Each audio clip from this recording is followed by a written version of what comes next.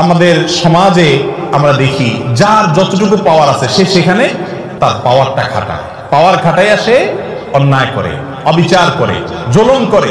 যে যতটুকু পারে, যাকে আল্লাহ যদ্দুর পাওয়ার দিয়েছে সে তদ্দুর জুলুম করে। কেউ বড় জালেম কারণ সে বড় পাওয়ার হোল্ড করতেছে, কেউ ছোট জালেম কারণ সে ছোট পাওয়ার হোল্ড করতেছে। দুনিয়াতে যদি কেউ কারোর প্রতি জুলুম করে, এর বিচার আল্লাহ তাআলা আখিরাতে তো করবেনই। আয-যুলমু যুলুমাতুন ইয়াউমাল কিয়ামা, কিয়ামতের দিন দুনিয়ার এক একটা জুলুম বহুমুখী অন্ধকার হয়ে মানুষের কাছে হাজির হবে। কোন আলো সে দেখতে পাবে না, বিপদ তার সামনে আসবে। আর আল্লাহ লানাতুল্লাহি আলা যালিমিন তো আছেই। এত কিছুর পরেও মানুষের প্রতি যদি আপনি অবিচার করেন, জুলুম করেন, দুনিয়াতে আল্লাহ নগদ শাস্তি দেন। একটা কথা আমি প্রায় সময় বলি, পৃথিবীর ইতিহাসে যত বড় জালিম ছিল, আপনি সেটা কাবিল থেকে শুরু করেন। হাবিলের প্রতি কাবিল যে জুলুম করেছে, নিজের ভাইকে হত্যা করেছে, সেই জুলুমের কারণে তার পরিণতি, তার লাঞ্ছনা, তার অপমান, তার শাস্তি, দুনিয়াতে বেইজ্জতি আল্লাহ করেছেন না করেন নাই? প্রকাশ করে দিয়েছেন। ফিরআউন বনি ইসরাইলের প্রতি জুলুম করেছে, দীর্ঘদিন জুলুম করেছে, নিজেকে রব দাবি করেছে। আল্লাহ রাব্বুল আলামিন কিছুদিন ছাড় দিয়েছেন।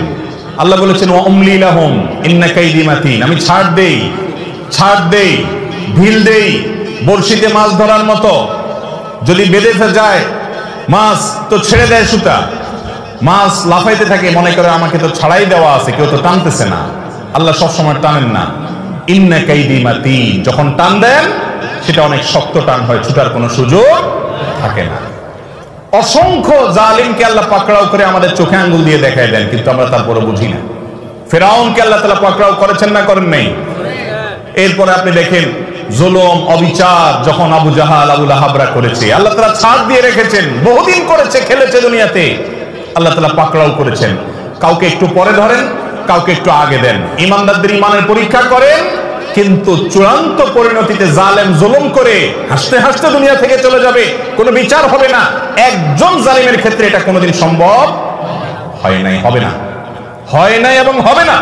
নবী সাল্লাল্লাহু আলাইহি ওয়াসাল্লামের ওয়াদা, জুলুম, অবিচার, অত্যাচার, লুণ্ঠন এবং দুঃশাসন, অপশাসন, মানুষের প্রতি মানুষকে কষ্ট দেওয়া, এই কাজগুলো যারা করে আল্লাহ তাআলা তাদেরকে দুনিয়াতে শাস্তি দেন, আখিরাতে তো আছেই। আপনি অবিচার করছেন, আপনি কষ্ট দিচ্ছেন, অন্যায় আচরণ করছেন, গায়ের জোর দেখাচ্ছেন, বন্ধু কয়েকজন মিলে গেছে, শরীরে ভাব চলে আসছে।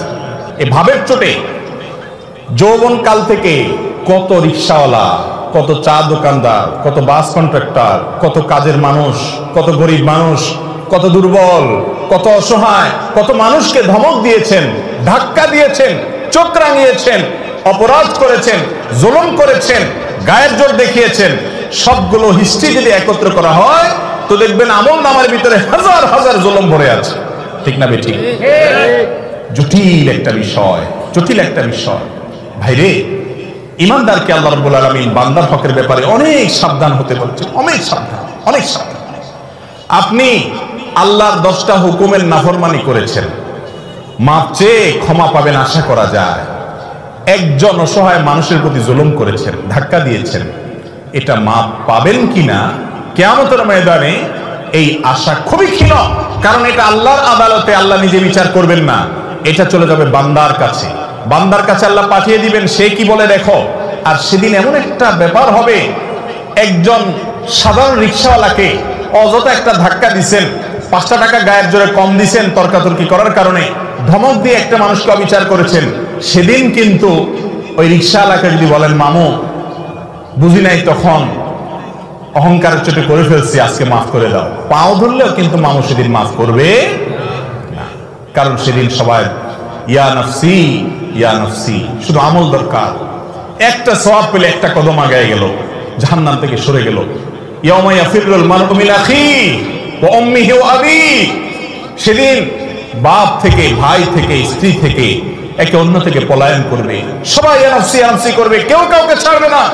এই জন্য জুলুমের সমস্ত মামলা দুনিয়াতে সেটাকে ভ্যানিশ করে, ফিনিশ করে, নিষ্পত্তি করে তারপরে যেতে হবে ইনশাআল্লাহ।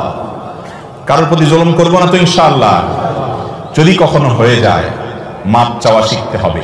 ইমানদারের একটা বড় গুণ হলো মাপ চাওয়া, বারবার মাপ চাইতে হবে। রিপিটেডলি মাপ চাইতে হবে। রাস্তায় একজন লোকের সাথে বেয়াদবি করে ফেলেছেন, দোকানদার সাথে বেয়াদবি করেছেন, পরে আপনার ইমানের চেতনা জাগ্রত হয়েছে, কাজটা তো ভালো করি নাই, আমি তো মানুষটার প্রতি অবিচার করেছি। একা একা যান, যা মাপ চাই আসেন। বন্ধুদের সামনে যদি তার সাথে বেয়াদবি করেন, বন্ধুদের সামনে মাপ চাইবেন এবং নিজেকে ছোট করবেন, নিচের দিকে তাকিয়ে থাকবেন।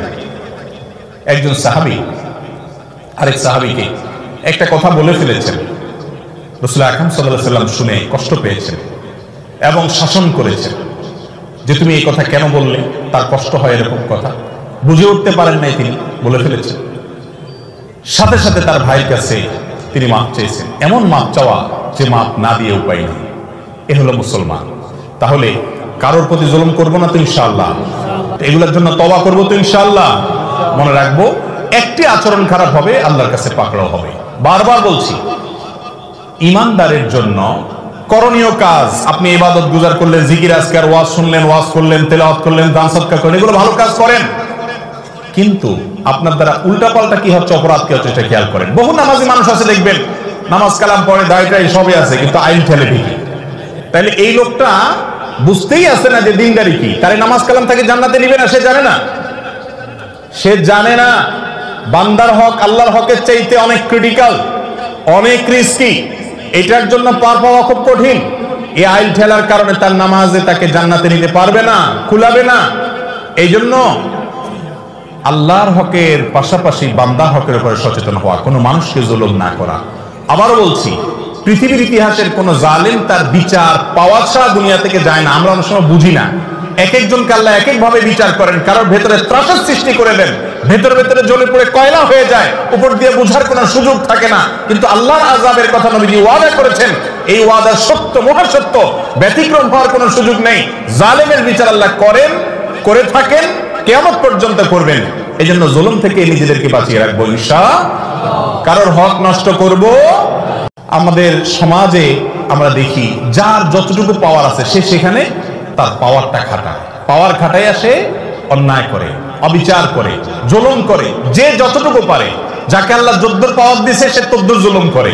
কেউ বড় জালেম কারণ সে বড় পাওয়ার হোল্ড করতেছে, কেউ ছোট জালেম কারণ সে ছোট পাওয়ার হোল্ড করতেছে। দুনিয়াতে যদি কেউ কারোর প্রতি জুলুম করে, এর বিচার আল্লাহ তাআলা আখিরাতে তো করবেনই। আয-যুলমু যুলুমাতুন ইয়াওমাল কিয়ামা, কিয়ামতের দিন দুনিয়ার এক একটা জুলুম বহুমুখী অন্ধকার হয়ে মানুষের কাছে হাজির হবে, কোন আলো সে দেখতে পাবে না, বিপদ তার সামনে আসবে। আর আল্লাহ লানাতুল্লাহি আলা যালিমিন তো আছে। এত কিছুর পরেও মানুষের প্রতি যদি আপনি অবিচার করেন, জুলুম করেন, দুনিয়াতে আল্লাহ নগদ শাস্তি দেন। একটা কথা আমি প্রায় সময় বলি, পৃথিবীর ইতিহাসে যত বড় জালিম ছিল, আপনি সেটা কাবিল থেকে শুরু করেন। হাবিলের প্রতি কাবিল যে জুলুম করেছে,